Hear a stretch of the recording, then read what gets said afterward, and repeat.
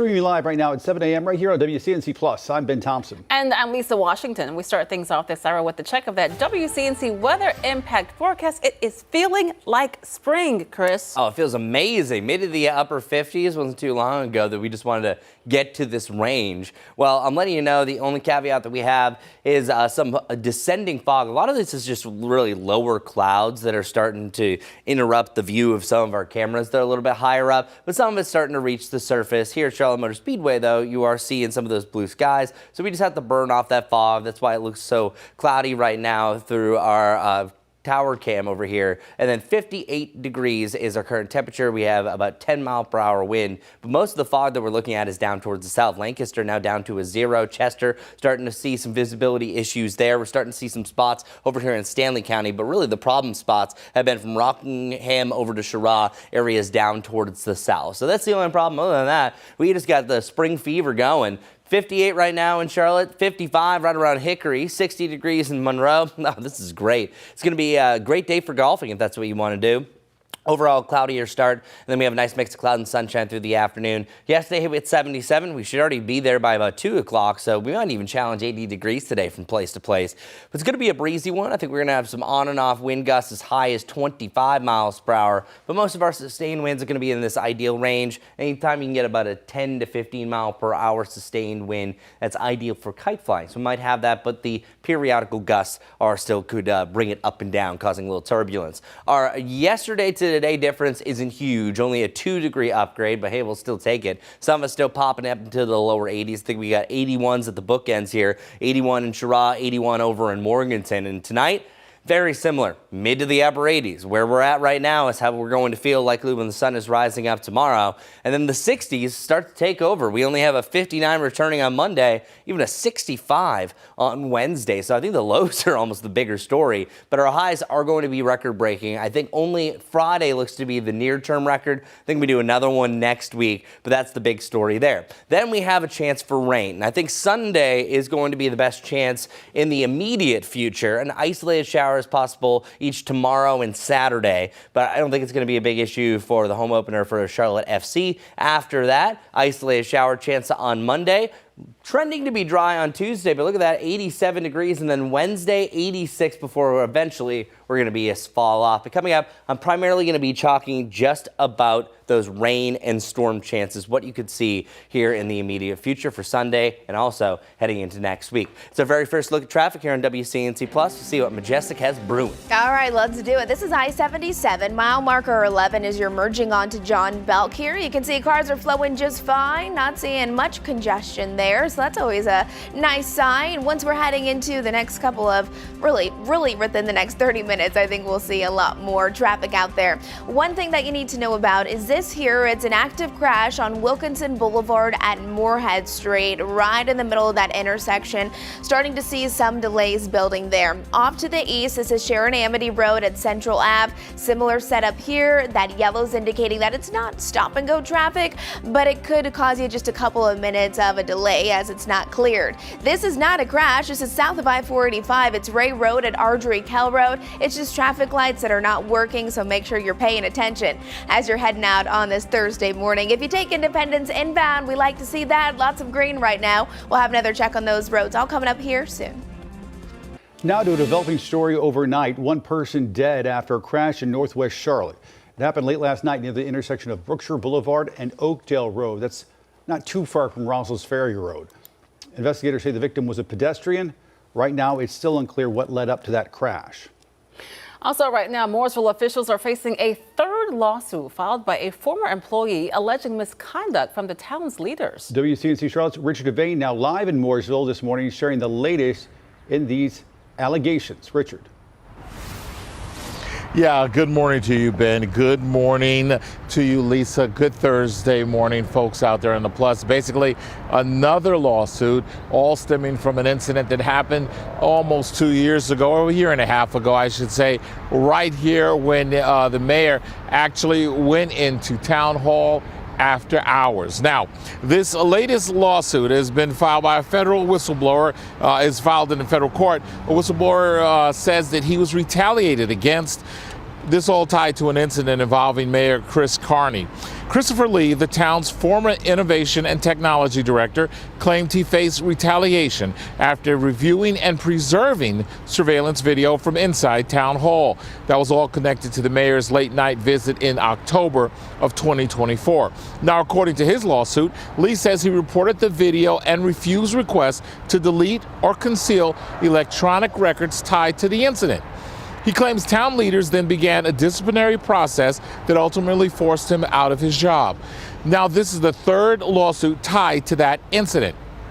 You may remember back in January, former Mooresville IT employee Jeff Noble also sued the town. Noble says he discovered security footage showing the mayor inside town hall late at night with a woman and reported it because he believed it raised ethical as well as security concerns. Noble says he saw the mayor walking around inside town hall, not wearing pants or underwear, at least 3 times during a 5-hour period that night. Noble claims town leaders also accused him of leaking the video to the media and fired him.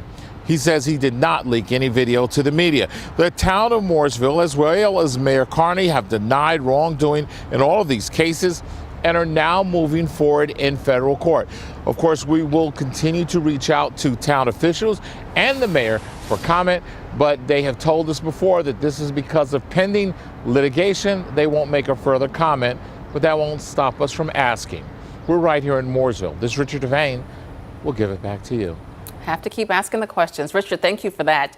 Today, the State Board of Elections could release a report on the number of outstanding provisional ballots in a close state Senate race. That's right. As it stands, as of this morning, longtime Senate President Phil Berger is trailing his challenger by 2 votes. And in a race this tight, WCNC Charlotte's Megan Bragg verifies what could happen next.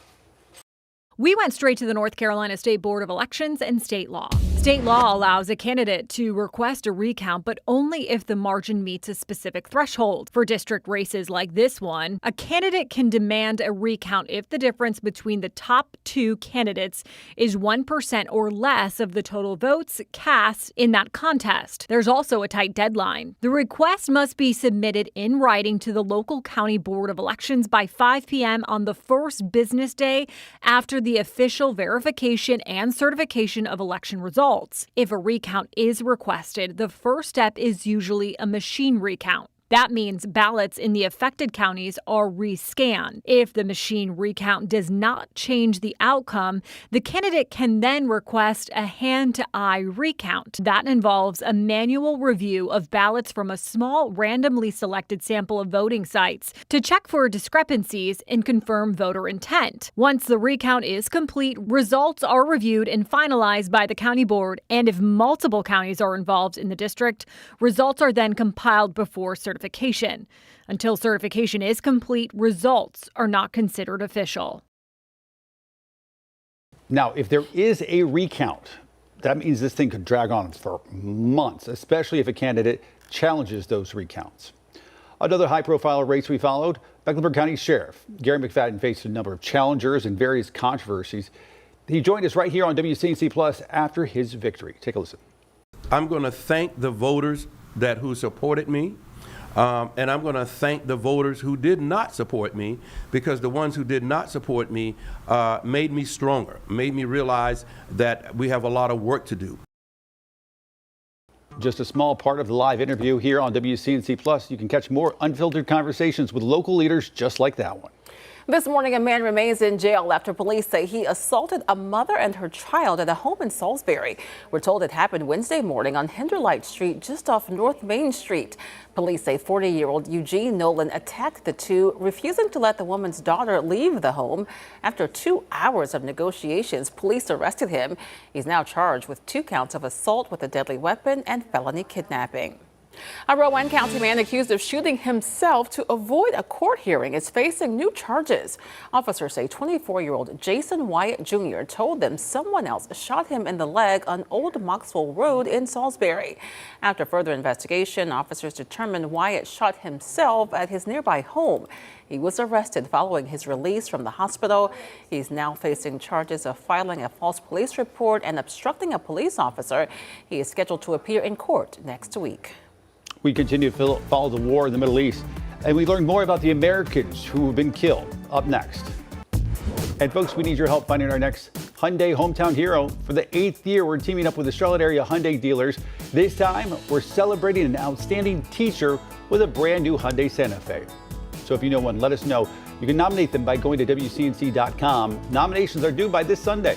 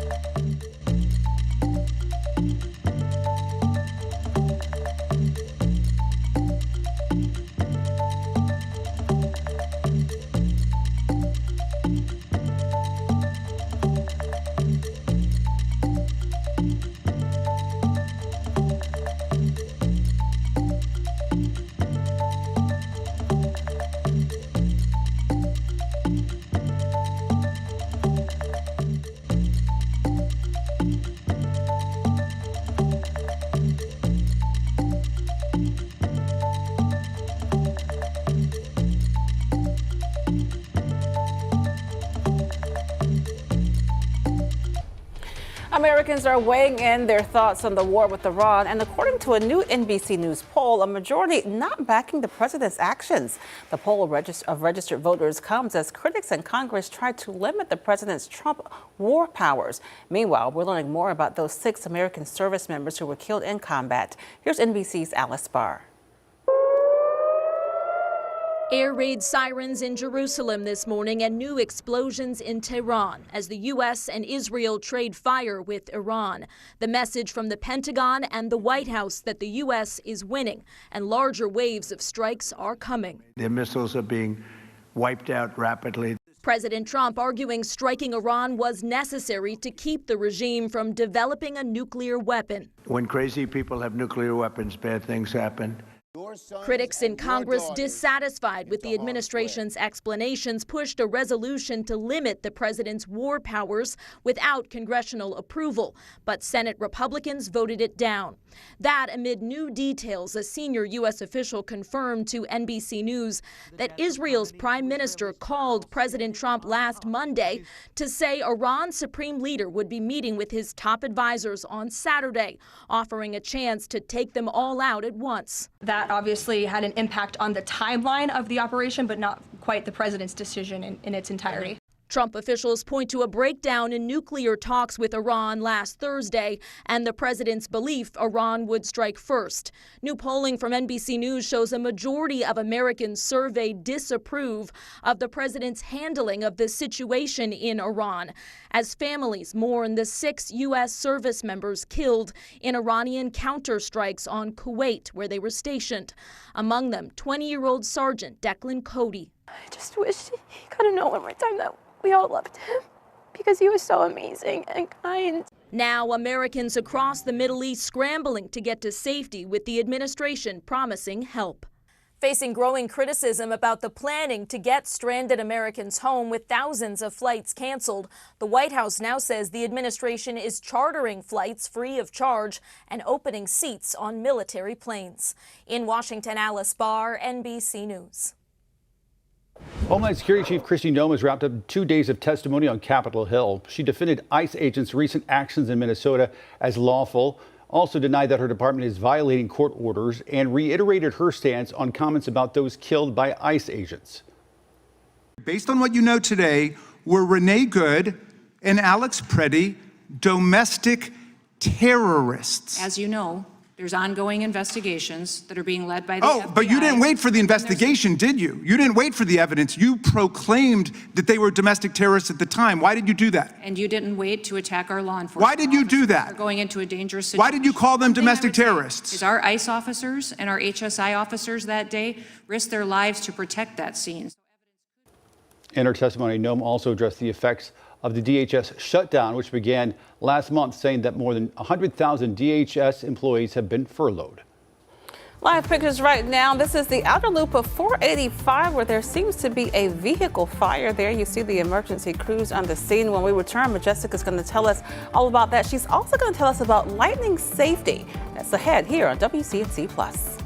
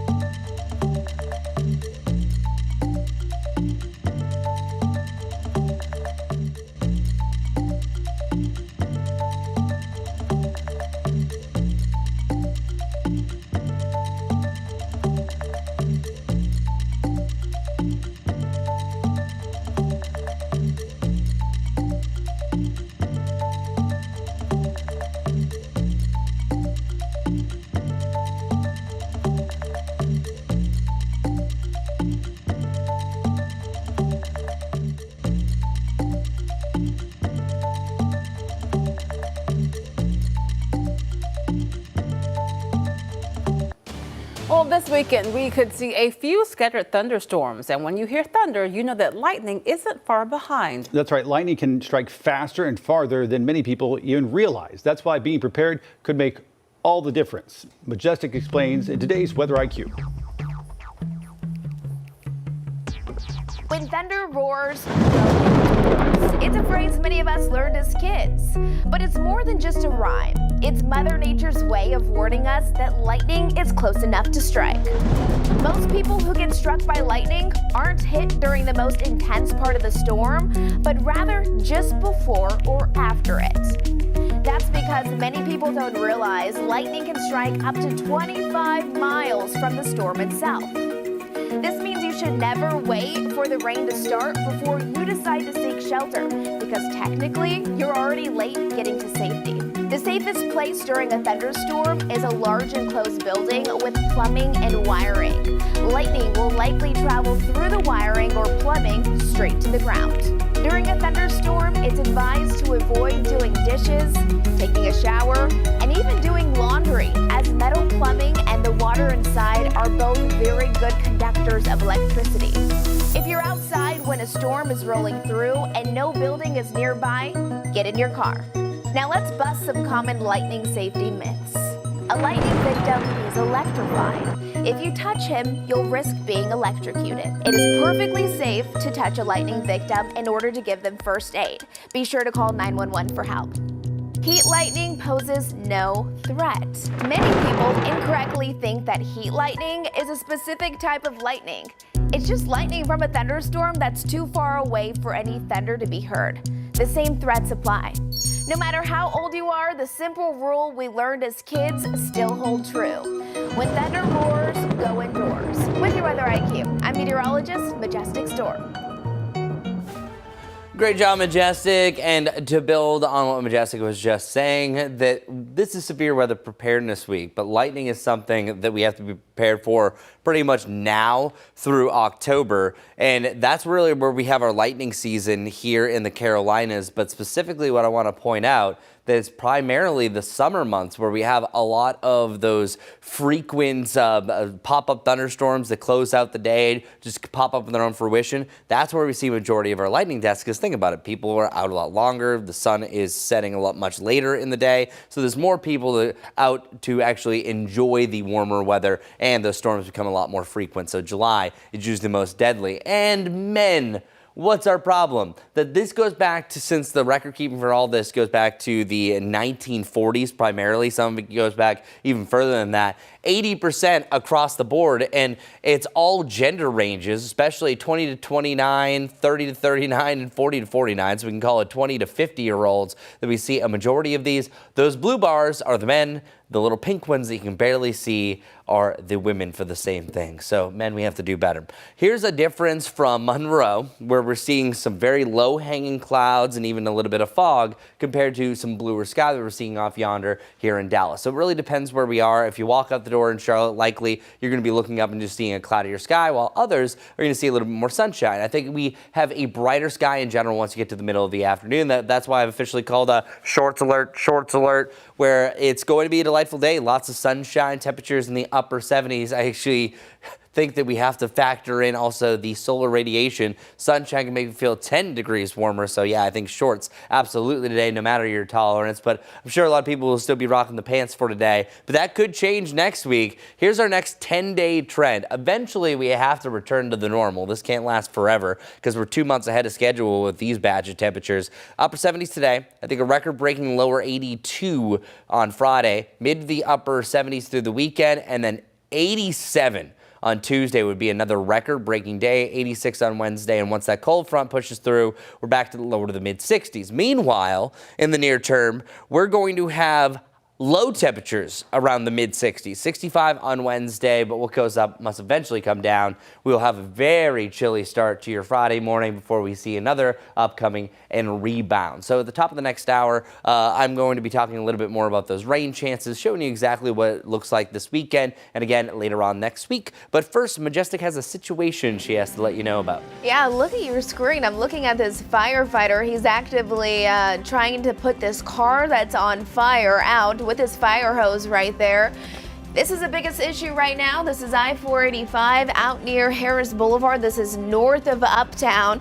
You can see a fire truck there on scene, a couple emergency responders, police officer. That arrow just indicating that 2 lanes are closed and you need to get over so that they can continue to make sure that car is not on fire anymore. Let's take you straight to that accident as we're heading north. Here it is. It's all of that red stop and go traffic. It's I-485, the outer loop specifically at mile marker 21. Right near West W.T. Harris Boulevard. 2 right lanes are currently closed, as we can see right here. Here's the car that's on fire. The firefighter out there with his fire hose trying to make sure that that is no longer going to catch on fire. Lanes are moving, but they are of course moving a little slower than they typically would be because 2 lanes are closed, and then of course people just kind of traveling nice and safely and making sure they're cautious with that. That's the biggest thing that you need to know about right now. Another new crash is out by Lake Wiley. It's Westinghouse Boulevard south of Shopton Road West. Still seeing a lot of green with it, so not seeing any big delays. Guys. All right, live pictures right now over Uptown. low-hanging clouds out there as you head out the door. Keep it right here on WCNC Plus.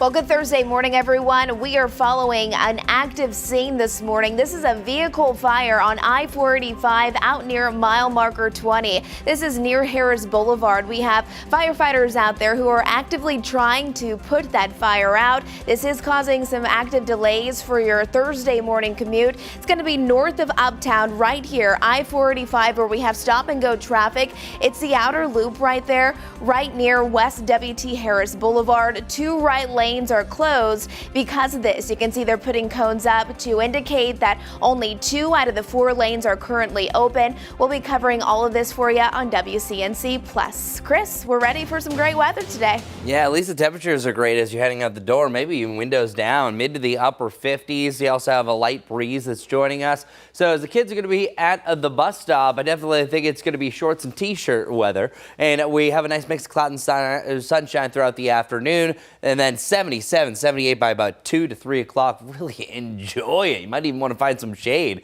depending. Our Jerry Hunt Supercenter 7-day forecast, you can see that pretty much 70s and 80s still wins out. Even 87 degrees next Tuesday. Our next best rain chance looks to be Sunday afternoon heading into the evening. Enjoy the warmth. We're live streaming right now on WCNC Plus. If not, we'll see you in another 30.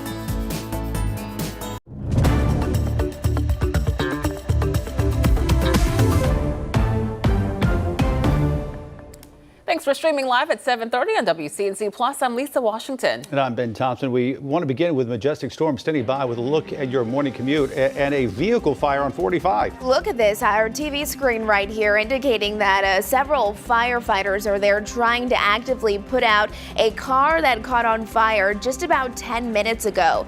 2 out of the 4 lanes currently blocked off so they can continue to monitor this.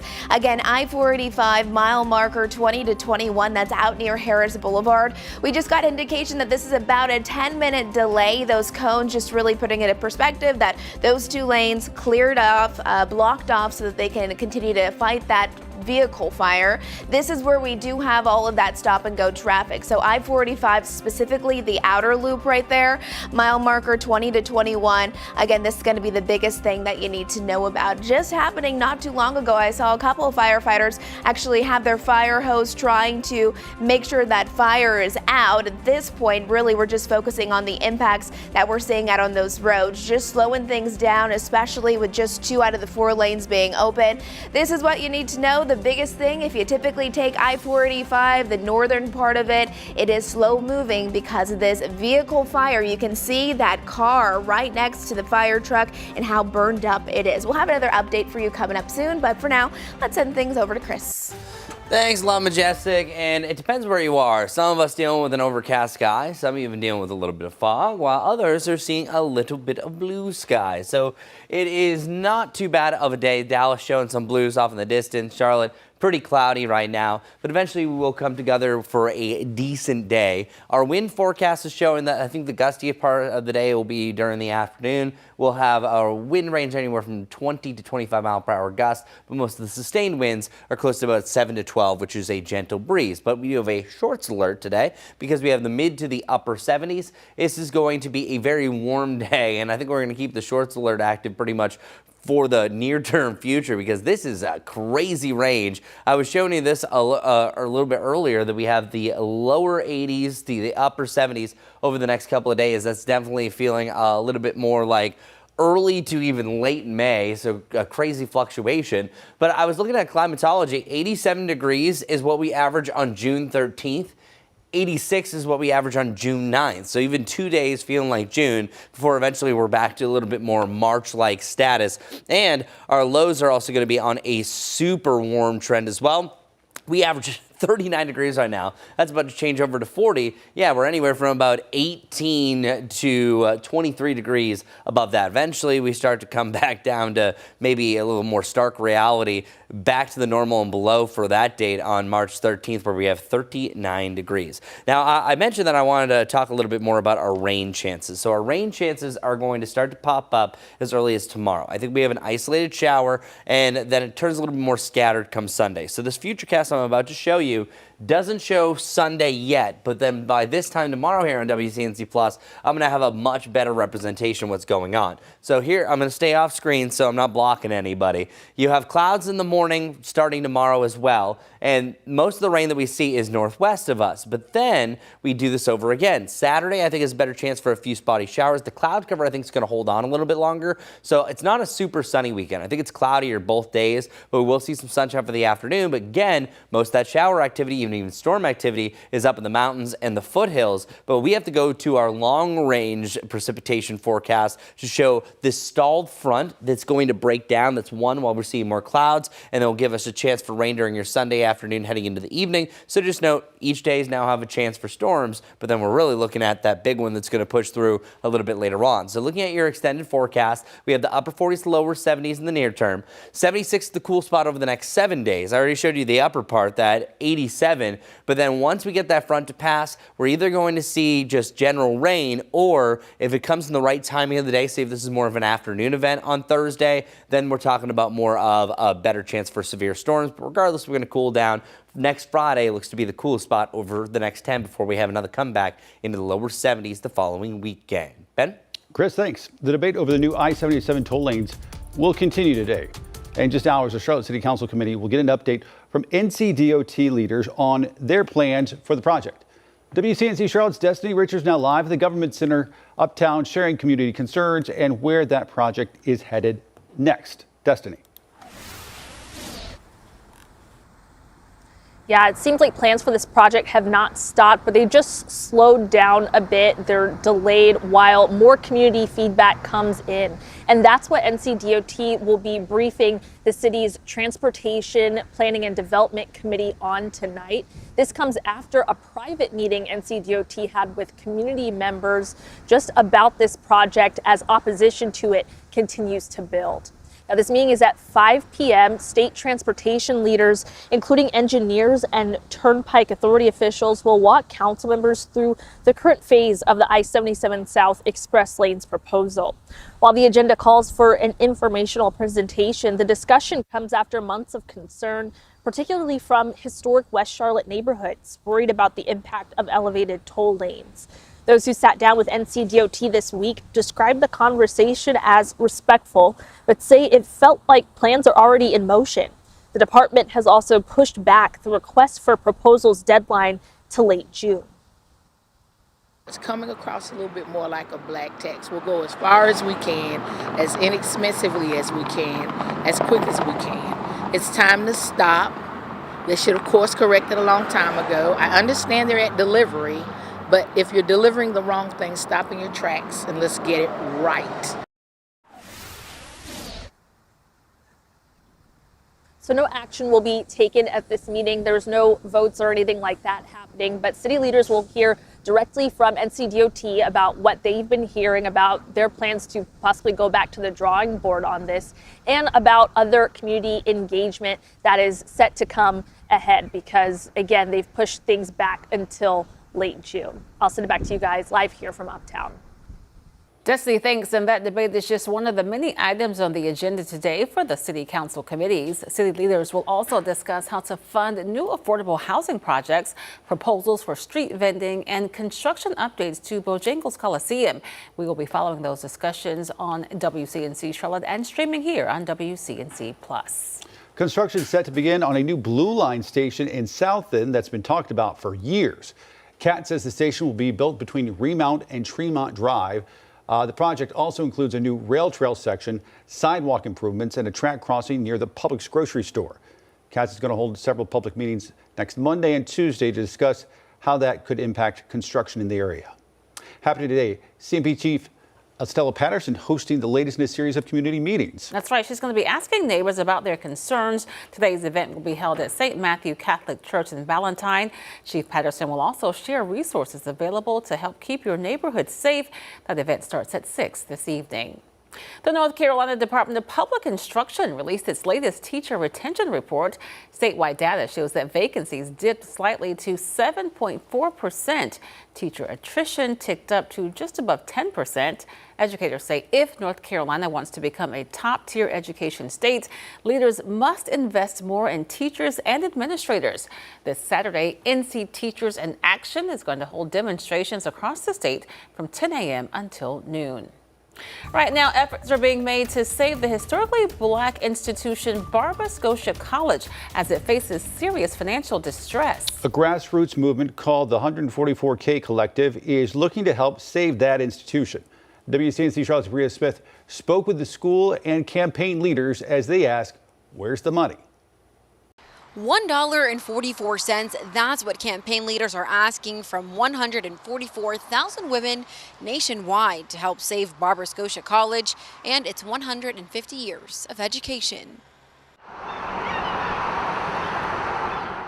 If somebody could just donate $1.44, it would actually still make us meet the goal. A goal 144K Collective Secretary Kirby Spates says she believes in accomplishing.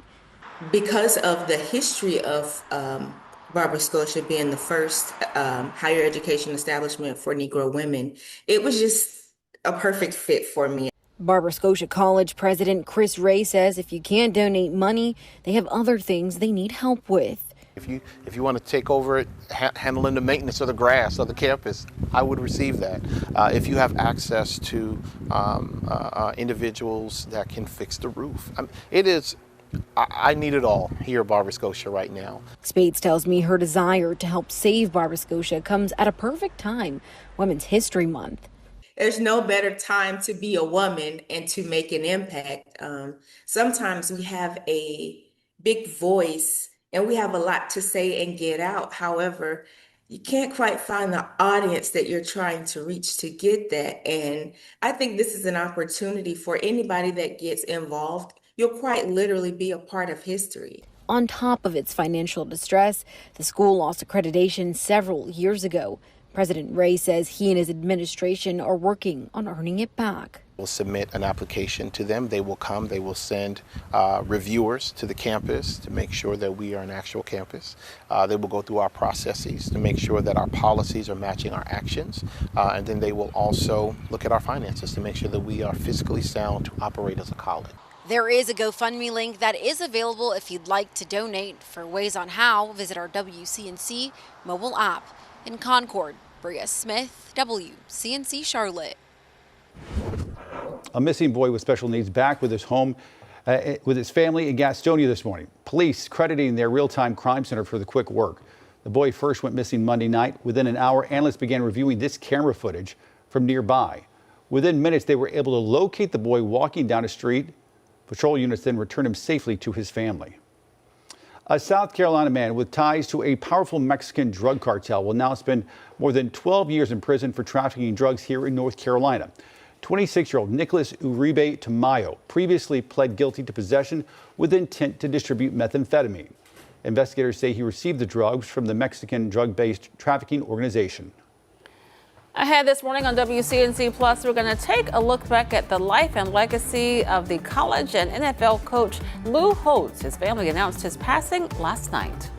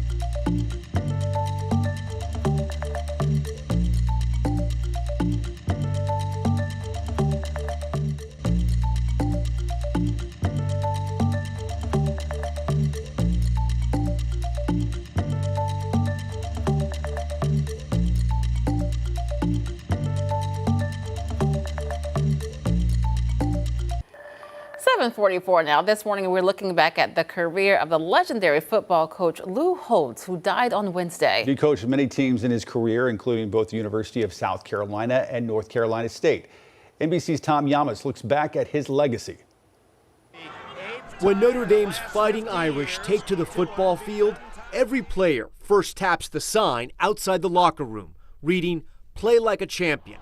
That sign put there by legendary college football coach Lou Holtz. When you hit that sign, I want you to remember all the sacrifices you have made.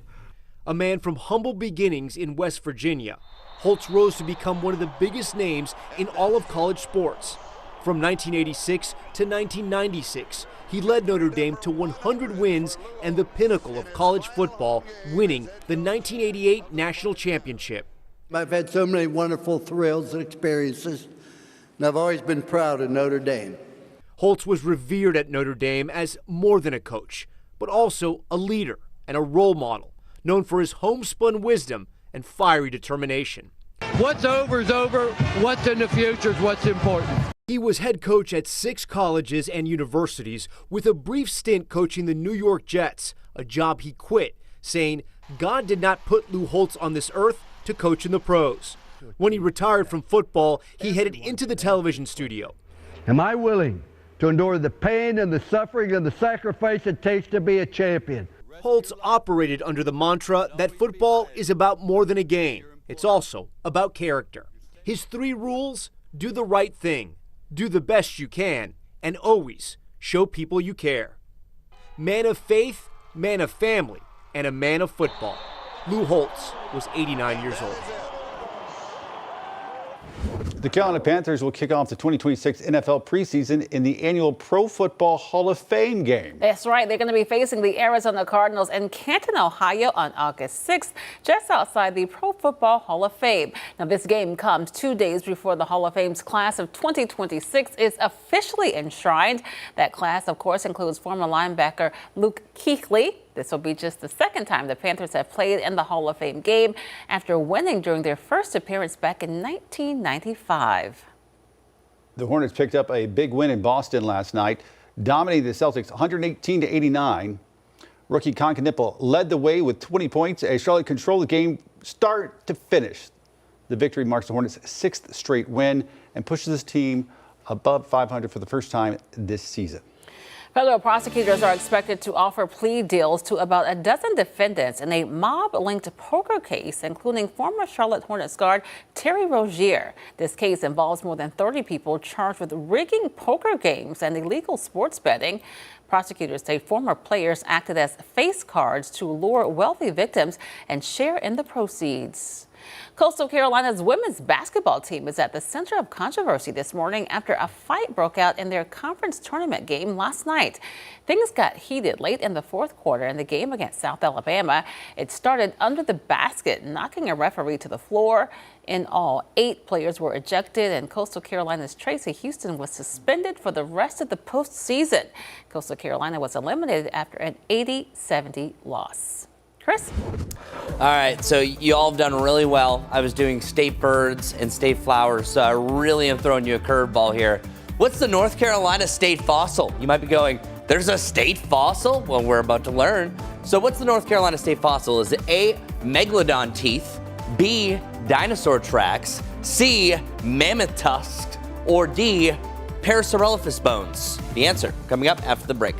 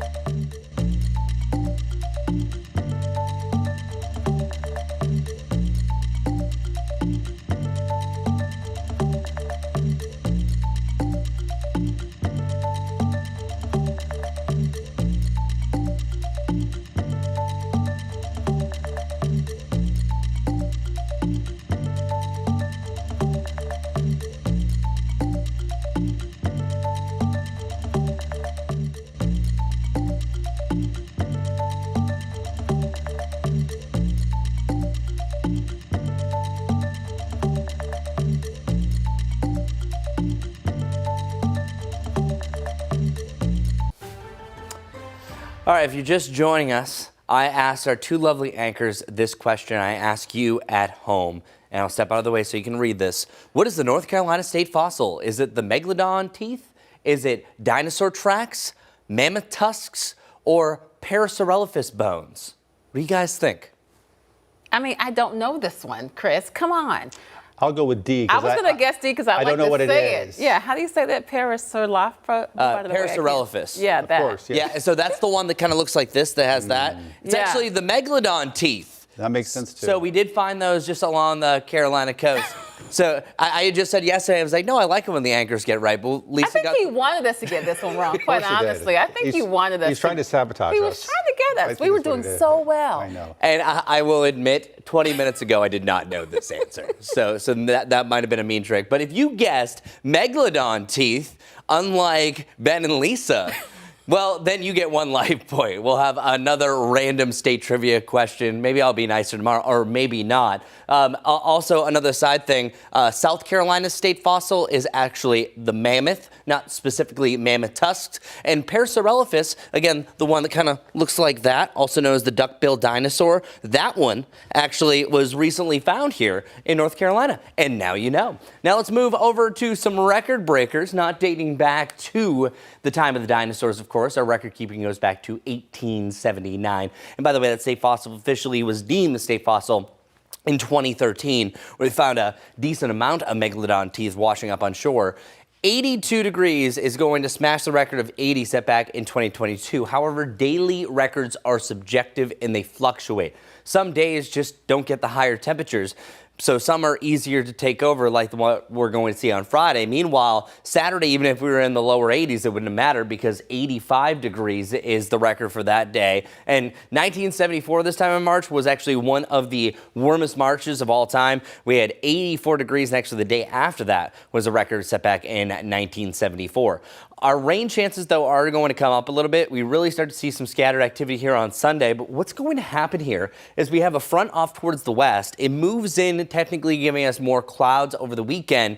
And we have our best chance on Sunday, but the front looks like it's going to die out. So here's what it looks like on our future cast. You see it kind of sit here. We see a little bit of rain that just drifts over. So I am going to call for some rain potentially by your Sunday afternoon. That's why I'm saying, if you have any plans this weekend, Saturday's the better bet, even though you do have a chance for an isolated guy to come join us. And then after that, you just wait for the next system to roll in. So our Jerry Hunt Supercenter 7-day forecast, we have either side of 80 degrees going forward, 76 on Sunday, then 80 and 87. So Tuesday and Wednesday, feeling more like June before we start to get back to normal to complete next week. All right, getting right over to Majestic. Nothing about fossils, but maybe something that could slow you down. Yeah, good morning, everyone. We've been following a vehicle fire now. The 2 fire trucks that were just there and the firefighters who are working to contain that fire just pulled off about 30 seconds ago. Right now, we're looking at the shoulder that's still being impacted. There's the tow truck, the car on top of it. It is really just charred up at this point. Right now, though,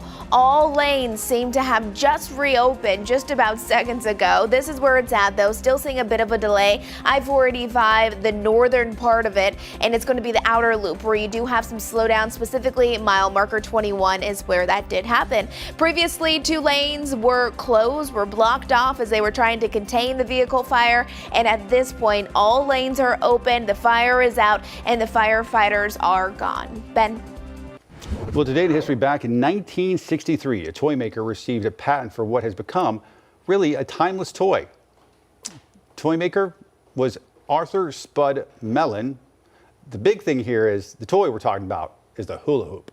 The idea for the toy actually conceived by somebody else, but the first hula hoops were made by Mellon's company, Whammo. Again, not important, but the company sold 25 million hula hoops in the first 2 months it was available. The longest hula hoop session recorded, by the way, 100 hours. Okay, I can't do 100 hours, but your girl won a contest back in the day. I got free rent for a month because I won a hula hoop contest. Wow.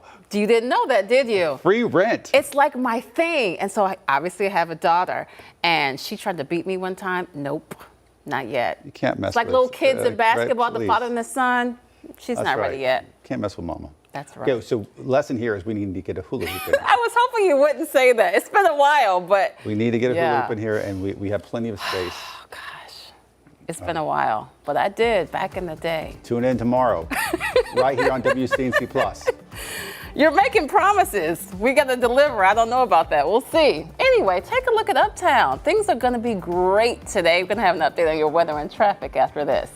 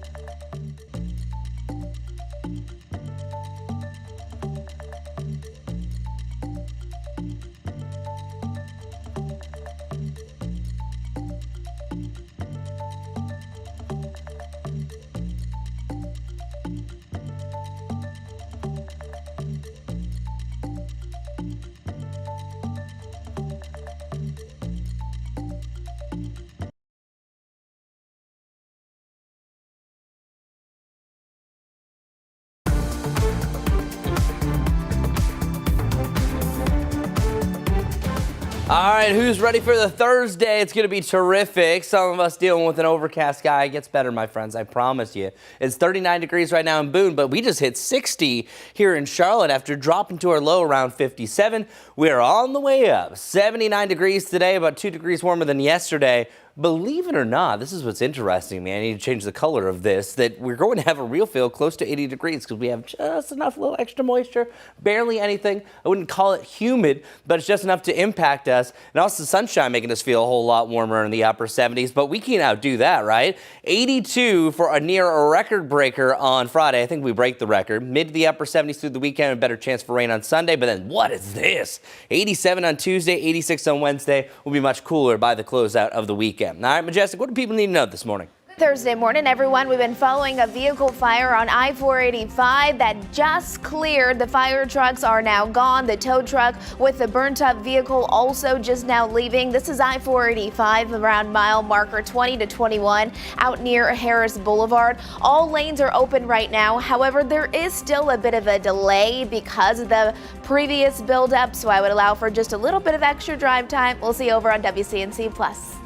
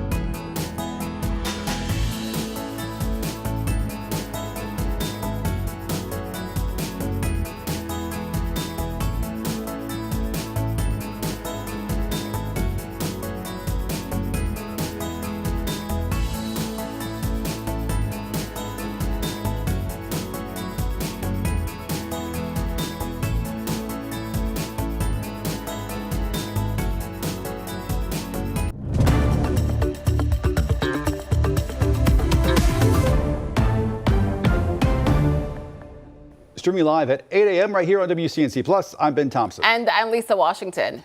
We begin with a developing story overnight. One person dead after a crash in northwest Charlotte.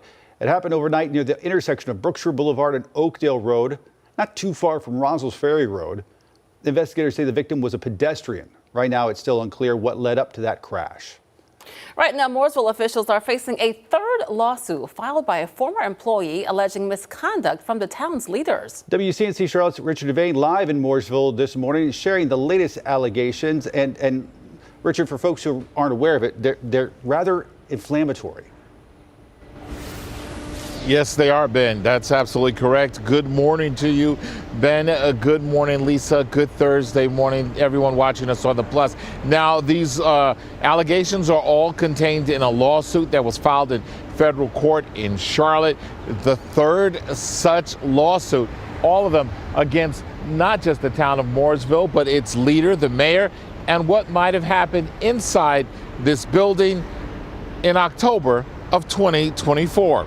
Another former town worker has filed a federal whistleblower retaliation lawsuit tied to that incident involving Mayor Chris Carney. Christopher Lee, the town's former innovation and technology director, claims he faced retaliation after reviewing and preserving surveillance video from inside Town Hall connected to the mayor's late night visit in October of 2024. According to the lawsuit, Lee says he reported the video and refused requests to delete or conceal electronic records tied to that incident. He claims town leaders then began a disciplinary process that ultimately forced him out of his job.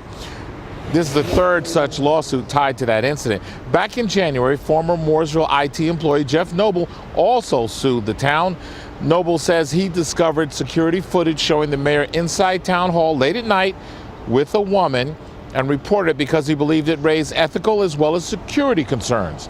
Noble says he saw the mayor walking around inside town hall not wearing his pants for several times in a 5-hour period that night. Noble claims that town leaders later accused him of leaking the video to the media and fired him. He's denied that allegation. The town of Mooresville and Mayor Carney have denied the wrongdoing. All of these cases are now moving forward in federal court. Now, we have reached out to Mooresville town officials, and they have said that because of pending litigation, they cannot provide any details. But of course, we'll keep asking, and we'll also ask about this latest lawsuit, and whatever response we get, we'll be sure to give it to you. We're right here in Mooresville. This is Richard Devane. Guys, we'll send it back to you. Richard, thanks. Today, the State Board of Elections could release a report on the number of the outstanding provisional ballots in a close state Senate race. As it stands this morning, longtime Senate President Phil Berger is trailing his challenger by 2 votes. In a race this tight, WCNC Charlotte's Megan Bragg verifies what could happen next. We went straight to the North Carolina State Board of Elections and state law. State law allows a candidate to request a recount, but only if the margin meets a specific threshold. For district races like this one, a candidate can demand a recount if the difference between the top 2 candidates is 1% or less of the total votes cast in that contest. There's also a tight deadline. The request must be submitted in writing to the local county board of elections by 5 p.m. on the first business day after the official verification and certification of election results. If a recount is requested, the first step is usually a machine recount. That means ballots in the affected counties are rescanned. If the machine recount does not change the outcome, the candidate can then request a hand-to-eye recount. That involves a manual review of ballots from a small, randomly selected sample of voting sites to check for discrepancies and confirm voter intent. Once the recount is complete, results are reviewed and finalized by the county board, and if multiple counties are involved in the district, results are then compiled before certification. Until certification is complete, results are not considered official. If there is a recount, this could drag on for months, especially if a candidate legally challenges those recounts. Another high-profile race we're following, Mecklenburg County Sheriff Gary McFadden faced a number of challengers and various controversies. He joined us right here on WCNC Plus after his victory. Take a listen. I'm going to thank the voters who supported me. And I'm going to thank the voters who did not support me, because the ones who did not support me made me stronger, made me realize that we have a lot of work to do. That was just a small part of that exclusive interview here on WCNC Plus. catch more unfiltered conversations just like that one with local leaders. This morning, a man remains in jail after police say he assaulted a mother and her child at a home in Salisbury. We're told it happened Wednesday morning on Hinderlight Street, just off North Main Street. Police say 40-year-old Eugene Nolan attacked the two, refusing to let the woman's daughter leave the home. After 2 hours of negotiations, police arrested him. He's now charged with 2 counts of assault with a deadly weapon and felony kidnapping. A Rowan County man accused of shooting himself to avoid a court hearing is facing new charges. Officers say 24-year-old Jason Wyatt Jr. told them someone else shot him in the leg on Old Moxville Road in Salisbury. After investigating, officers determined Wyatt shot himself at his nearby home. He was arrested following his release from the hospital. He is now charged with filing a false police report and obstructing a police officer. He's set to appear in court next week. Charlotte mother speaking out, worried after an online video threatened an attack at Ridge Road Middle School. CMPD says the incident was reported in late February and is under investigation.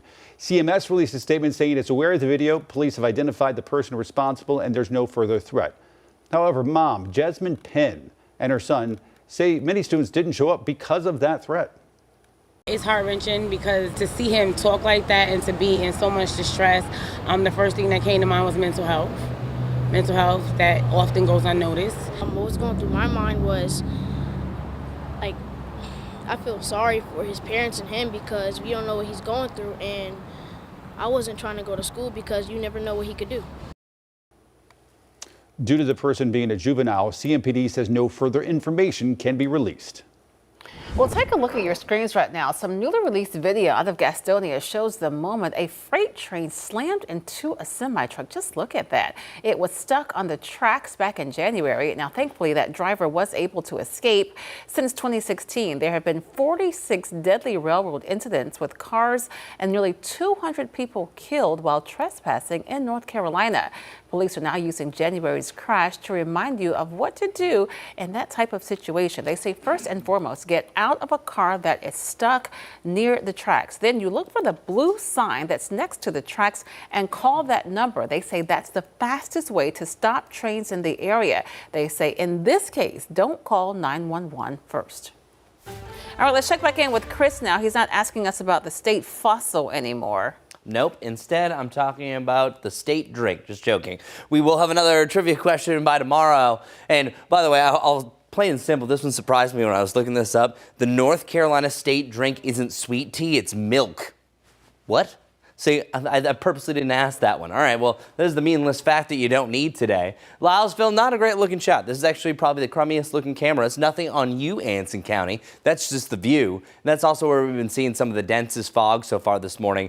And Charlotte Motor Speedway, one of the winners, because that's where we're seeing the most blue sky. Meanwhile, you go back over to the Charlotte area, not looking to be the best of cameras because it's just really an overcast sky. But eventually this is going to break. Wind's starting to pick up. It will be a windy day. Gusts up to about 25 possible, but hey, we're already at 60 degrees, so at least we have that. Here's that dense fog. It's really expanded. Quarter mile around Lancaster, a half mile around Chester, and a quarter mile in Rockingham. It's about this time of the morning that things start to improve, really between about I'd say 8 and 10. Is usually the sweet spot, and our current temperatures will start to warm up, especially as we start to kick some of these clouds out of here. Since we're starting off so warm, which, by the way, our record high for today isn't going to be met, but our average high is 61. We're already almost to that, and it's barely been an hour since the sun rose up. 10 degrees warmer compared to 24 hours ago. We were actually at 50 at this point, even the upper 40s for some. And that's going to be a nice little advantage. So even though it's a warmer start, we just have more clouds in the morning, so that's what kind of balances things out. So 77 degrees by 2 p.m. I have 79, but being honest with you, if we get enough sunshine, this could be another 80-degree day. That would be the second one that we've had so far this year. So I have 79 right now across the board, but I think that there's going to be some intermittent 80s just depending. Morganton, I have you at 81, so it's very spotty, but I think they're going to be throughout. So it's one of those things that it's almost too nice for yard work. We're kind of in that range, but then it's also perfect yard work if you're forced to do it. Maybe you love doing it, but if you need an excuse not to do stuff outside, but then still be outside, I got you covered. That's what this graphic is for. Not too hot though, luckily. It's actually great to maybe fly a kite. The ideal conditions where we're looking at those winds, gusting occasionally up to 25, but the sustained ones is what you really need, and that's anywhere from 10 to 15 at one point through the early afternoon. Getting to your 7-day forecast, the extended forecast, up to 82, breaking a record tomorrow, mid to the upper 70s through the weekend, and then 87. What is this? Feeling like June on Tuesday and Wednesday. Now, eventually, what goes up must come down. We'll see the 60s on Thursday and Friday, then we're back to the lower 70s. Next time I'm up here spitting some weather facts, I'm going to be talking about our rain chances. That's what I'm going to start off with. I'll see you soon.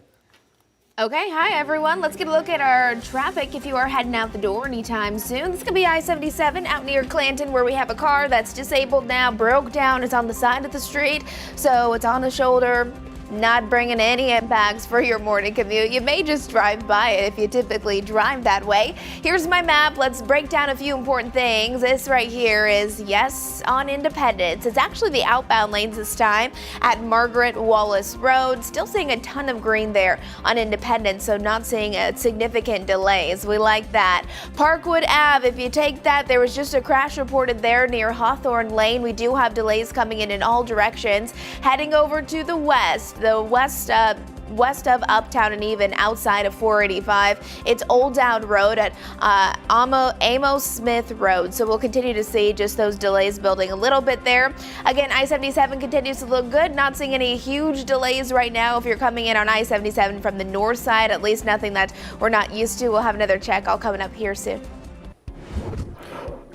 Folks, we need your help finding our next Hyundai hometown hero for the 8th year.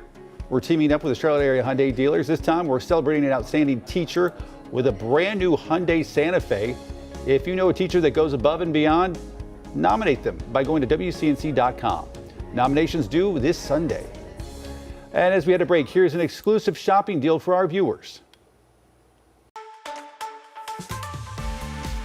Hey everybody, you know here at ShopTVDeals.com, we love to bring you products that can make a huge difference in your life, and today we definitely have one of those kind of deals. Listen to this. We all know these days you get the big screen in your car, it shows you what's going on behind you as you reverse. But check this out. The Minolta dash cam takes that kind of protection to a whole new level. You have this front camera right here that gives you a 130-degree view of the road and a view inside the car as well. I just want to show you the view that you get on the dash cam here. Take a look at that. Really sharp, really high resolution, crystal clear image. There are features I love about this camera. Number one, infrared lights give you that inside view. It illuminates the inside of the car. Also, a special sensor comes on. Even when the car is parked, the cameras will roll if someone tries to break in or dings you in the shopping mall parking lot. How many times has that happened? It really is great for rideshare drivers and just everyday people. If something happens to you in the car, police these days ask for dash cam video. Insurance companies want it. It helps you with other drivers. So it really is about protecting you in case anything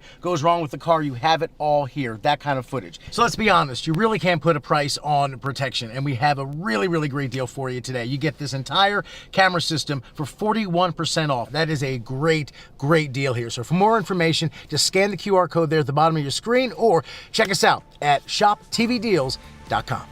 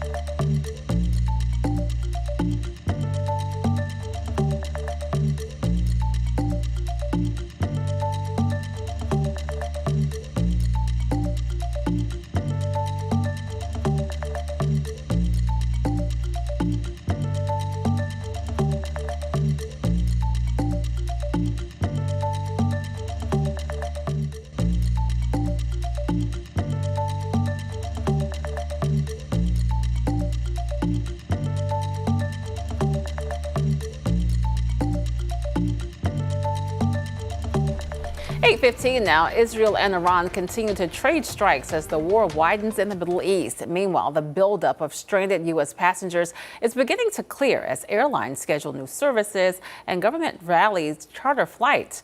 Reed Binion reports. We'll go anywhere. We just want to get out. For me, when can we get out? When can we see our families again? 2 American students among many people stranded in the Middle East as the U.S.-Israeli war with Iran continues to impact the entire region. Israel pushing forward with its bombardment of Iran, including hitting military targets on the ground. We completed wave of strikes against missiles, launchers, Tehran. And battling the Islamic Republic's forces in the sky. F-35 shot down Iranian fighter jet. Israel also hitting Hezbollah targets in Beirut. The Israel Defense Forces also sending ground troops into southern Lebanon. Officials say the deployment was to provide an additional layer of defense for the residents of northern Israel. The U.S. continuing its operations in the war. On Wednesday, the Pentagon publicly identified 2 remaining service members who were killed in a drone attack in Kuwait on Sunday. One of them was 45-year-old Major Jeffrey O'Brien of Iowa. Also killed in the strike was 54-year-old Chief Warrant Officer 3 Robert Marzan of Sacramento, California. They were among the 6 service members who died in the attack. I'm Reed Binion reporting. Homeland Security Secretary Kristi Noem wrapping up 2 days of testimony on Capitol Hill. She defended ICE agents, recent actions in Minnesota as lawful. Also denied that her department is violating court orders. She also reiterated her stance on comments she made about those killed by ICE agents. Based on what you know today, were Renee Good and Alex Preddy domestic terrorists? As you know, there's ongoing investigations that are being led by the FBI. But you didn't wait for the investigation, did you? You didn't wait for the evidence. You proclaimed that they were domestic terrorists at the time. Why did you do that? And you didn't wait to attack our law enforcement. Why did you do that? Are going into a dangerous situation. Why did you call them domestic terrorists? Is our ICE officers and our HSI officers that day risked their lives to protect that scene. In her testimony, she also addressed the effects of the DHS shutdown, which began in February, saying that more than 100,000 employees have been furloughed. Live pics from our tower camera, but if I'm being honest, folks, I'm not sure what this is showing. I think a glitch in the matrix, perhaps. A glitch. But it is 60 degrees, I can tell you that much, I know that. And winds are about 13 miles an hour if I'm taking a wild guess. Keep it right here on WCNC Plus.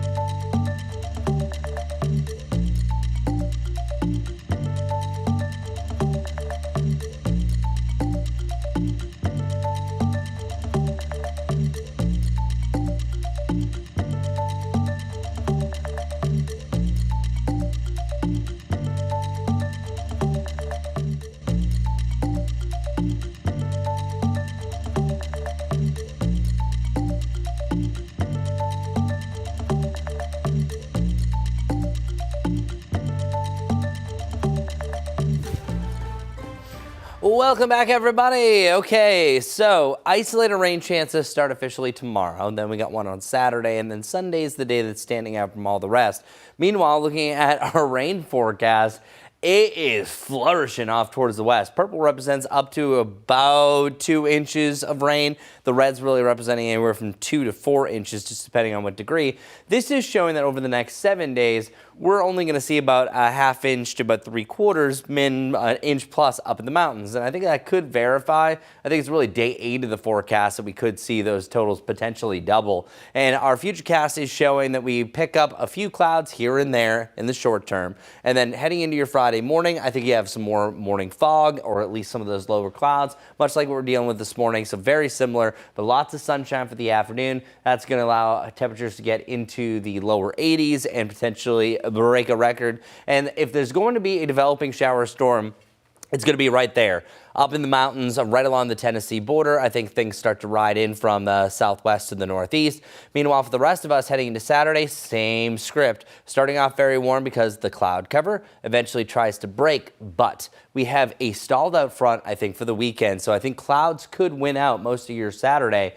And even though there's a chance for rain, I still think Saturday is better than Sunday, because Sunday has an indication of a better chance for rain, seeing that front starting to fade out. But if it completely dissipates, it's going to really limit the amount of rain and mainly just keep some of those clouds around. So our next immediate best chance for rain is Sunday, even though you do have the isolated variety, very light, on Friday and Saturday. Then we take a little bit of a break ski into early next week, and then you have another surge, and that is later on to end next week. So here's the Sunday situation. See, a weakening front kind of comes in, moves out, on and off precipitation, and then you quickly saw a front that moved in, and that was really, I think, Wednesday heading into Thursday. And I want to rewind that for you. I don't know why that flew by. And this is going to be, I think, the big wet weather maker. I've been kind of watching this since day 10. A lot can change, and the days have changed. Look at that. Actually, you have some cooler air that brings some snow up into West Virginia and their high country. But watch, you have rain that starts to arrive Thursday night. Now, if this is the passing cold front, if the worst of it passes during your Thursday afternoon, we could be talking about our best chance for a severe thunderstorm that we've had so far this season. Again, it is so far out that a lot could change, but I'm just letting you know what I see, especially here on WCNC Plus. We have a little bit extra longer time to kind of look deeper into the weather story. The big story this weekend, mid to the upper 70s, we spring forward, and then temperatures spring to June-like status in the mid to even the upper 80s on Tuesday and Wednesday, before eventually we'll see that cool down back to the 60s where we should be Thursday heading into Friday. I didn't do this right to start off the half hour. Now I tossed a Majestic for our morning commute. I'm ready for it. Good morning, everyone. Hopefully you're ready for your morning commute if you have someplace to be. This is I-77 perspective from Remount. It's a very well-traveled place, very busy now that we're nearing that 8 o'clock, 8:30 time frame. Still lots of ongoing problems. Let's highlight a few important things for you. This is still not cleared. It's Independence Boulevard outbound lanes right there at Margaret Wallace Road. So seeing a little bit of a delay there, but just to the west, this time it's on Carmel Road, north of Sharon View Road. That yellow mainly impacting those southbound lanes. Off to the west we go. This time we're talking about South Tryon Street. An accident just happened about 5 to 10 minutes ago where it crosses over at Clanton Road. So this orange here specifically has my attention. Northbound lanes being impacted by that. Guys. All right, Majestic, thanks so much for that. Well, let's talk about Women's History Month right now. March, of course, is Women's History Month, and today we highlight iconic American actress and comedian Lucille Ball. She was the first woman to run a major television studio. Her studio produced hit TV shows, including Mission Impossible and Star Trek. All right, 824 right now, live pictures. I-77 near Remount Road. Traffic picking up right now at 824. Keep it right here on WCNC Plus.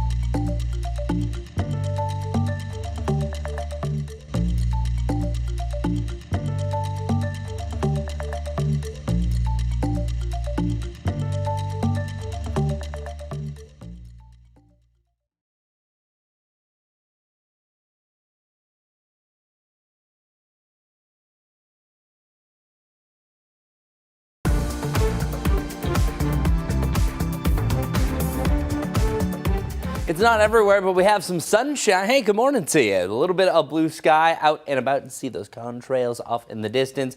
Most of the low visibilities, the dangerous fog, is down towards the south. We're really not seeing an issue here in Charlotte. It's just a lot of those low-hanging clouds. Quarter-mile visibility, though, from Charlotte over to Rockingham. Elsewhere, all is well.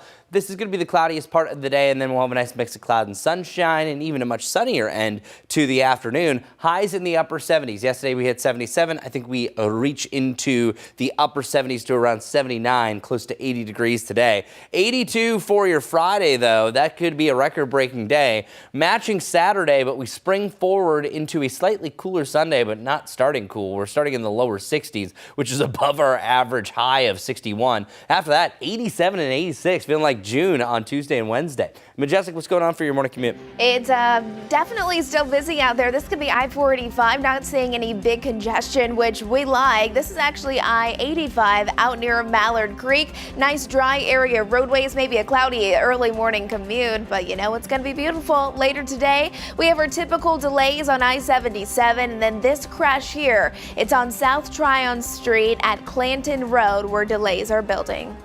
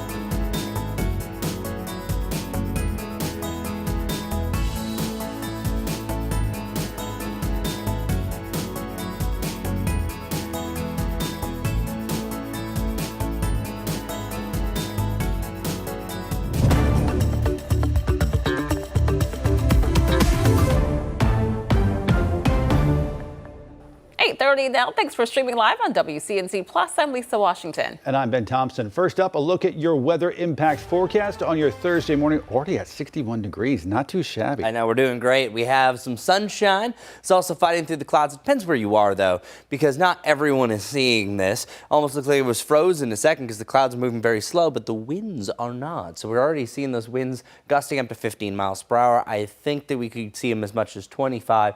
Dare I say 30 from place to place, but yeah, it's going to be a much windier day. Meanwhile, here over in Anson County, low-hanging clouds. At one point, you barely see off into the valley areas. That's because of that fog, and that fog officially is thick south and southeast of Charlotte, not really impacted along the I-85 corridor, so it's mainly Chester, Lancaster, over into Richmond and Chesterfield County that we have most of that fog. I think it's really going to significantly improve over the next hour or so compared to just 24 hours ago. We are so much warmer. We're around 10 degrees, where I have a high of 79. Being honest, if we get enough sunshine this afternoon, we're talking about 80 degrees for the second time this year. Of course, we had a historic February day where we hit 83 degrees. Meanwhile, the opposite is happening for you in Boone and Jefferson. You actually were in one of the warmer spots yesterday. Well, now you're 11 degrees cooler. So 60 degrees right now in Charlotte, 62 for you in Lincolnton, seeing a little bit more sunshine there, and then 61 right around Lancaster. So here's the forecast, 70 degrees. it's going to be 70 degrees here in the North Carolina mountains. So yes, ski season I think is in jeopardy. Not looking good. Sometimes we can last a little bit deeper into March. We have 81 degrees around Morganton, 80 in Lenoir, and then 79 here in Maiden. And then it's the upper 70s either side of the I-85 corridor. Again, it just depends on how much sunshine you're going to get. It's called differential heating, where some of us, I think it could be 78. Others could get as much as 81 on a day like today. And the same thing goes down towards the south. But for the first time this year, this isn't exciting for you. It's not exciting for me either. I'm using our dew point chart, and the reason why is that we actually are getting out of that very nice, decent range for our first signs of sticky dew points. Temperatures dropped down into the upper 50s this morning, and when temperatures meet the dew point, you have 100% relative humidity. That's why likely if you have already been out or if you're about to go to your car, it's going to be covered in dew. If you have white tennies on, don't go through grass because now you're going to be dealing with those grassy, wet stains. You don't want to get that. But whenever you get to around 60 degrees, you're starting to feel it, and we are going to have that going forward. Now, typically, you'll have your highest dew points in the morning and the evening, so we are going to drop these down over the next couple of hours, upper 50s, still feeling great, and I'm not saying it's going to get crazy, but there are some indications that we could be dancing in this range, feeling a little bit more humid for our spikes, which could eventually lead to some storm fuel. So I'm just saying, as far as those lows are concerned, when you start talking about lows in the lower to the mid 60s, that means the dew points have to be at least in the upper 50s to the lower 60s. It's also an indication of how low our temperatures can go. So that's the one additive I can also talk about here. Also coming up, we may talk a little bit more about our allergy report, which is not good depending on what you're allergic to, especially the tree pollen that thrives this time of year. Scattered rain chance on Sunday. I just went through this in detail recently. Here's the big picture. We have this front that moves across the area, keeping a weak rain chance for your Saturday. I think it's mainly clouds, and then it drapes across on Sunday. And then you're going to have a mix of kind of these chances, and then we're kind of keeping an eye on whatever this is going to do. This is Thursday morning. You're even seeing some ice and snow up in West Virginia associated with this. This is how powerful it is. When you see a big temperature contrast like that, it really shows a big, bad cold front. So that's one thing that we're going to be looking at. It's day 8. Honestly, it's irresponsible to really call what this would do. But I've been really showing this over the last couple of days just because it is indicating that that would be our best storm setup of the week. Now, we can't even talk about the week because this is still a 7-day forecast that excludes what I just showed you. But regardless, we're springing forward, and boy, are we springing into spring. Yesterday was at 77. We're pretty much at that range and above. I also moved up Tuesday and Wednesday for the hottest temperatures of the year, at least so far, until we eventually hit our first 90-degree day. But honestly, close enough on Tuesday. Let's get over to Majestic. Coming up next, I'll talk a little bit more about allergies, but Majestic's telling you what could slow you down. All right, let's get to it. I-85 this morning, looking all right. This is near Sugar Creek, where we do have some traffic, but nothing that's really going to slow you down significantly. Without the icons, this is where we have our hot spots. I-77 coming in from the lake out towards Huntersville, Cornelius, both really northbound and southbound lanes. We have our delays on I-85 out towards Gaston County. You can see as we zoom it in, and we just kind of have that normal slow time as a lot of people are just out and about getting to where they need to be this morning. South Tryon at Clanton Road, yes, this is still ongoing, and we're still seeing those delays both northbound and southbound. Independence, these are the outbound lanes out at Margaret Wallace Road. Not seeing a big delay with that one. Carmel Road, if you typically drive there, we do have a crash between that and Sharon View Road, and then off to the west. Again, this I think is going to be your biggest slowdown, but again, it's not on I-77, it's near it, but it's on South Tryon Street, mainly impacting northbound lanes. Ben. Majestic, thanks. The debate over those new I-77 toll lanes, it continues today. In just hours, Charlotte City Council, a committee of them, will get an update from NCDOT on its plans for this project. WCNC Charlotte's Destiny Richards now live at the Government Center Uptown, sharing community concerns and where the project is headed next. Destiny. That's right. This is just an update or a briefing, if you will, from NCDOT to the Transportation Planning and Development Committee on these toll lanes. Now, this all comes after a private meeting NCDOT had on Tuesday with community members as opposition to this project continues to build. Now, at 5 p.m. today, state transportation leaders, including engineers and Turnpike Authority officials, will walk council members through the current phase of the I-77 Express Lanes proposal. While the agenda calls for an informational presentation, the discussion comes after months of concern, particularly from historic West Charlotte neighborhoods worried about the impact of elevated toll lanes. Those who sat down with NCDOT this week described the conversation as respectful, but say it felt like plans are already in motion. The department has also pushed back the request for proposals deadline to late June. It's coming across a little bit more like a black tax. We'll go as far as we can, as inexpensively as we can, as quick as we can. It's time to stop. They should have course corrected a long time ago. I understand they're at delivery, but if you're delivering the wrong thing, stop in your tracks and let's get it right.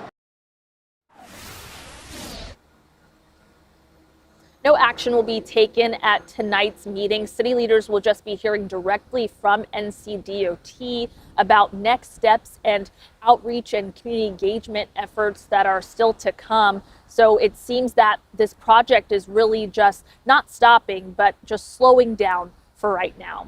Live in Uptown, I'm Destiny Richards, WCNC Charlotte. And that debate is just one of the many items on the agenda today for city council committees. Leaders will also discuss how to fund new affordable housing projects, proposals for street vending, and construction updates to Bojangles Coliseum. We will be following those discussions on WCNC Charlotte and here on WCNC Plus. Construction set to begin on a new Blue Line station in South End that's been talked about for years. CAT says the station will be built between Remount and Tremont. The project also includes a new rail trail section, sidewalk improvements, and a track crossing near the Publix grocery store.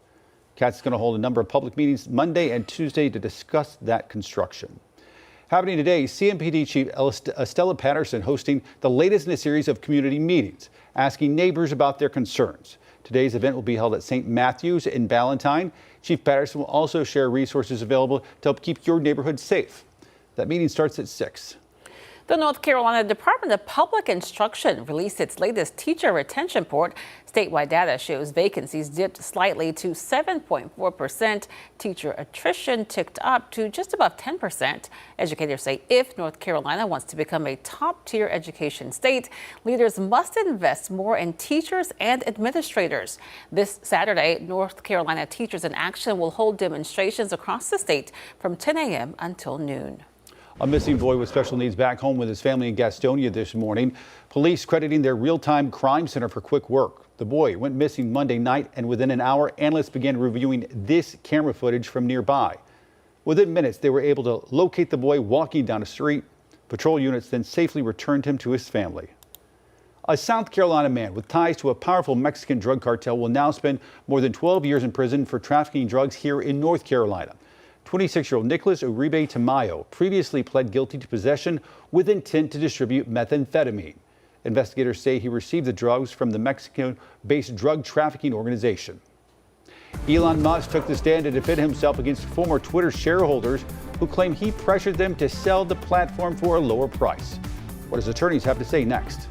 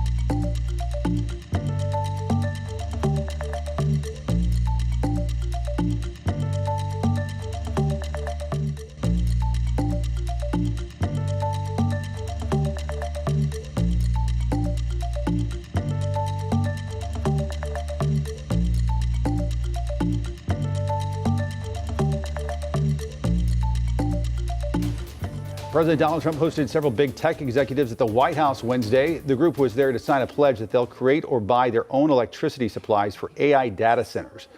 The president said the Ratepayer Protection Pledge holds tech companies responsible for investing in providing their own electricity, not taking it from the grid. Under this new agreement, big tech companies are committing to fully cover the cost of increased electricity production required for AI data centers, and that would be prices for American communities will not go up, but in many cases will actually come down and very substantially. Some companies cooperating include Google, Microsoft, Meta, OpenAI, and Amazon. Other tech companies have already plans in motion to build their own energy-making facilities to power those data centers. U.S. mortgage rates fell below 6% for the first time in 3 years. As rates drop, homebuyers may be wondering whether they should refinance their mortgage and lower their monthly payments. But experts say there is a lot to consider when it comes to refinancing your loan. Jen Sullivan looks at the pros and cons. Mortgage rates are starting to come down. For the first time since 2022, the average 30-year fixed mortgage rate fell to 5.98%, according to Freddie Mac. So if your rate is higher than that, should you think about refinancing? I typically tell people that you need to have at least 1% or more in terms of the gap between what you have and what you could have. Stephen Cates with personal finance site Bankrate says home buyers whose 30-year fixed mortgage is at 7% or higher may be good candidates for refinancing. Even a small change in your interest rate can save you thousands of dollars a year depending on your loan. But he says you really need to look at how much you'll be saving each month with a lower rate and what it's going to cost you to refinance, because it's an expensive and timely process. Your new mortgage, your refinance, even if it's with the same bank, is essentially an all-new loan that pays off the old one. There may be multiple fees associated with refinancing, like all of these closing costs. Bankrate estimates it typically costs you between 2 to 6% of the new loan amount. So if you're refinancing a $300,000 mortgage, it could cost you between $6,000 to as much as $18,000. The lower you can get, the easier it's going to be to see those savings in real time. Kate says you don't have to refinance with your current lender. And because of that, he suggests shopping around for the best rate. And make sure your credit score is good. The higher your score, the lower your rate. For Consumer Watch, I'm Jen Sullivan. In less than a week, Apple launching its cheapest MacBook ever. Wednesday, March 11th. I guess that's next week. Yep. Say hello to the new Neo. Starting around $600, it runs off a chip similar to the one in the iPhone 16 Pro. Has a smaller screen, less memory than other models. It comes in colors like citrus yellow. All right. Well, Elon Musk took the stand Wednesday in a Twitter shareholder trial where he's accused of deflating the company's stock price before purchasing it in 2022. That lawsuit was filed on behalf of Twitter shareholders who sold the stock ahead of Musk buying the company. The lawsuit claims that Musk made false public statements that were carefully calculated to drive down the price of Twitter stock. The lawsuit claims he did so to pressure Twitter's board to sell to Musk for a lower price. His attorneys say he never meant to hurt Twitter or its investors. Jurors in New Mexico Wednesday heard sworn testimony from Facebook founder and Meta CEO Mark Zuckerberg. The testimony was recorded last month in Los Angeles. His company, Meta, is accused by prosecutors of not doing enough to protect children from sexual exploitation and social media addiction. Other depositions from company executives have already been played for the jury. Nebraska has become the latest state to sue gaming platform Roblox, accusing the company of misleading families about how safe the site is for kids. The lawsuit claims the platform allows contact between minors and adult predators and exposes young users to inappropriate content. Roblox denies the allegations, saying it has strengthened safety tools to protect younger users. All right, 8:46 now, and a live look at I-85, that's near mile marker 41. That's Sugar Creek. Of course, you can see traffic moving along there without any problems. Majestic is going to have the latest on your traffic coming up.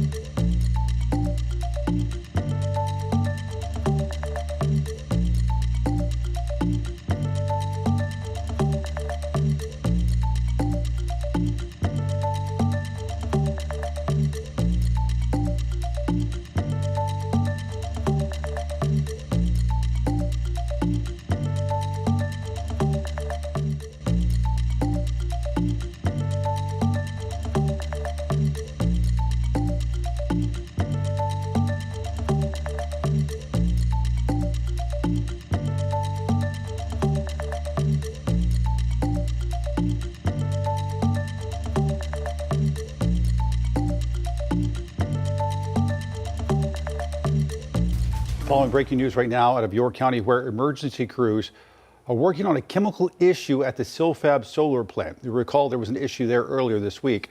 Officials say hydrofluoric acid leaked out but is contained within safety systems and does not pose a threat to the public. That's what they're telling us.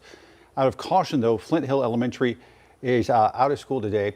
Students already on the buses were taken to Pleasant Knoll Middle School, where parents can pick them up. We'll keep you posted. Hi, this is Terry Sprinkle. It is Thursday, time for On This Day in History, this March 5th. As we go back in time, interesting day because the hula hoop patent was March 5th, 1963. This is the actual image of that patent from 1963. And it's interesting because the hula hoop actually goes back even farther. This is a picture taken in the year 1958. It was first introduced in 1958 by the Wham-O Company. Over 25 million hoops were sold in just 4 months, but the patent was 1963. There it is, still going strong today. That's the history of the hula hoop. On This Day in History, I'm Larry Sprinkle. Thanks a lot, Larry. I appreciate it. So I'm transitioning over to one of my favorite birds, personally.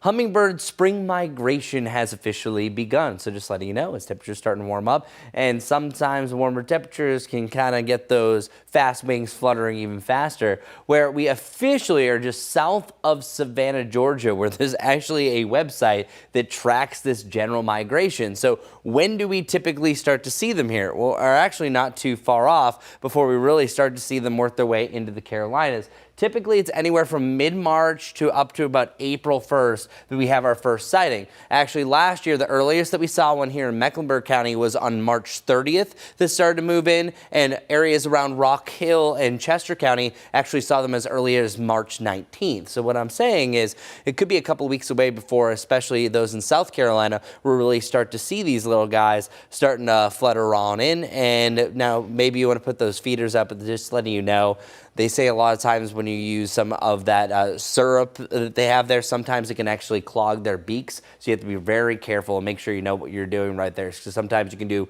more harm than good. Do you know what the best thing to do is? Just put out flowers, hanging flowers. They absolutely love that because that's what they're used to in nature. So let's let you know the hummingbirds are coming, and they typically start to flee in September into October. Our pollen is not good. Now, this is the only downfall of our temperatures thriving. And if you look really closely, a lot of some of even the bigger trees like the oaks have those little teeny little red buds, especially the red bud oaks. That means the leaves are coming soon. And that means also some of that yellow stuff will be coming off of the pines. And speaking of, that is one of the big five. It's cedar, elm, oak, maple, pine. We can throw cypress in there. Juniper is another one that I've seen. But on top of that, of course, you have to have at least a low amount of grass and weeds and mold. So technically, you have all four of these going on in action. And officially yesterday and the day before, we officially hit a high level of tree pollen. And one thing that is always going to magnify this are the winds. And it's going to be a gusty, windy day today. So that's going to keep it around 10, a little bit higher for tomorrow. The only thing that really helps out is a widespread rain. Even an isolated shower doesn't always help all the time, but then we're really about that medium-high range on Saturday heading into Sunday with a better chance for rain ahead. So again, elm, pine, cedar, maple, juniper, cypress, alder are all the ones that I have seen through all the different websites that report this stuff from the Department of Natural Resources, even pollen.com. We have a local society that also reads these as well. So the AAAI here in Charlotte, North Carolina are all saying the same thing. But those wind gusts are going to be moderate to a fresh breeze, anywhere from 13 to 24 miles per hour, blowing temperatures all the way up to around 80 degrees. Enjoy it. All right, here on WCNC Plus, we are concluding our weather and traffic with one last look with traffic. Let's do it. 8:53 right now. This is I-85 right here near Billy Graham. Not looking too bad if you're heading out the door anytime soon. Now, without the icons, we do just have our typical delays. I-77 coming in from the north, also coming coming in from the south and then I-85 out there in Gaston County. So everything that we would typically expect is ongoing, but then we do have a few crashes. This one here is on I-77 southbound, right between West Boulevard and Remount Road. This just happening about 10 minutes ago, seeing some backups, but ultimately my map is showing me that there's still a lot of green, so I'm not seeing a huge delay as of now. Just off to the east, we're looking at Carmel Road. That's going to be north of Sharon View Road. Minimal impacts there. And then this is a newer one as well. Mount Holly Road and Mount Holly Huntersville Road. Right there in between that intersection, a crash just happened. I'm saying all green, but I would suspect that there could be some minor delays. Guys. Majestic, thanks. 8:54 now. Time for us to take a quick break, but make sure that you keep it right here, streaming live on WCNC Plus. Coming up at the top of the hour, Jane Marial takes over from our live Impact studio. She'll be talking with a pediatric sleep specialist about the upcoming time change. Of course, you know we are going to spring forward over the weekend.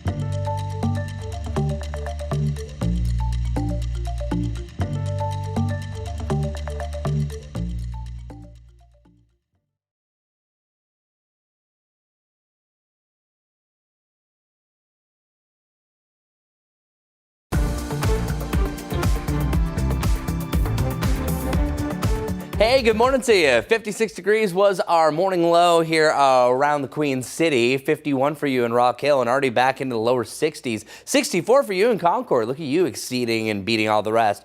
Temperature's going to be in the upper 70s, but truly, if we get enough sunshine for the afternoon, some of us will hit that 80-degree point. Even though your car thermometers are usually off for a little bit, I'm sure that they're going to be reading 80 plus later on today. And we're going to see more sunshine by the conclusion of the day. It's also a windy day with gusts up to about 25 miles per hour.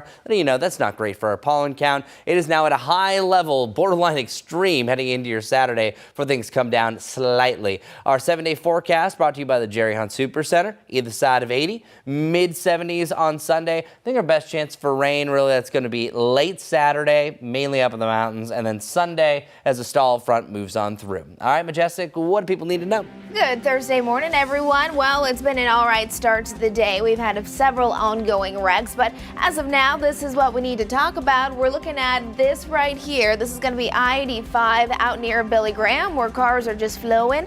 We do have our delays coming in from areas like Huntersville and Cornelius, and this ongoing wreck still not cleared. I-77 southbound right between West Boulevard and Remount.